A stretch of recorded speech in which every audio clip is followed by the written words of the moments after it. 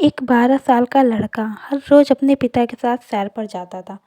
एक दिन उस लड़के ने अपने पिताजी से कहा, चलो पापा आज हम रेस लगाते हैं। जो भी पहले सामने वाले मंदिर को छू लेगा वो रेस जीत जाएगा। पिताजी तैयार हो जाते हैं। मंदिर की दूरी काफ़ी थी। दोनों ने धीरे धीरे दौड़ना शुरू कर दिया। कुछ देर दौड़ने के बाद पिताजी रुक जाते हैं। अपने पिताजी को ऐसे अचानक रुकते हुए देख लड़का उनसे पूछता है कि क्या हुआ पापा, आप ऐसे अचानक क्यों रुक गए?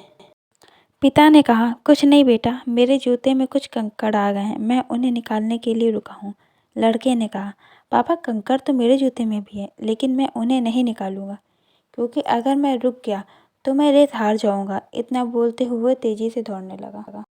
पिताजी जब कंकड़ निकाल कर आगे बढ़े तब तक वो लड़का बहुत आगे बढ़ चुका था।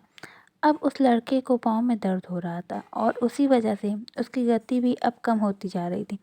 धीरे धीरे पिताजी उसके करीब आने लगे थे। अपने बेटे के पैरों में तकलीफ देखकर पिताजी ने उसे कहा, बेटा तुम पहले अपने जूते से कंकड़ निकाल दो। बेटे ने कहा, पापा मेरे पास इसके लिए अभी टाइम नहीं है। लड़का इतना बोलकर दौड़ता रहा। कुछ ही देर में पिताजी उससे आगे निकल गए। कंकड़ों के चुभने की वजह से लड़के को बहुत ज़्यादा तकलीफ हो रही थी और अब उससे चला नहीं जा रहा था।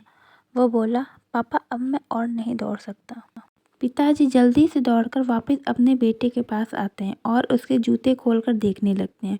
उन्होंने देखा कि बेटे के पाँव से खून निकल रहा है। वो उसे घर ले जाते हैं और मरहम पट्टी करते हैं। जब बेटों का दर्द कुछ कम होता है तब पिताजी उन्हें समझाते हैं, बेटा मैंने आपसे कहा था कि पहले अपने कंकड़ों को निकाल लो फिर दौड़ो। बेटे ने कहा, पापा मैंने सोचा कि अगर मैं रुकूंगा तो मैं रेस हार जाऊंगा। पिताजी ने बेटे से कहा कि बेटा अगर हमारी ज़िंदगी में कोई समस्या आती है तो हमें उसे ये कहकर नहीं टालना चाहिए कि हमारे पास टाइम नहीं है। हम अगर समस्या को नज़रअंदाज करते हैं तो वो धीरे धीरे बड़ी बन जाती है और अंत में हमें जितना नुकसान पहुंचा सकती थी उससे कई गुना ज़्यादा नुकसान पहुंचा देती है। तुम्हें कंकड़ निकालने में ज़्यादा से ज़्यादा 1 मिनट का समय लगता, पर अब तुम्हें 1 हफ्ते का दर्द सहना होगा।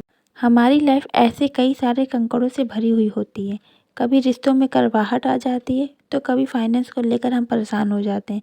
कभी हमें अपने साथ काम करने वाले कलीग से परेशानी होती है। रिश्तों की जिस कड़वाहट को हम एक सॉरी बोलने से दूर कर सकते हैं वो देर करने पर अब टूट जाता है।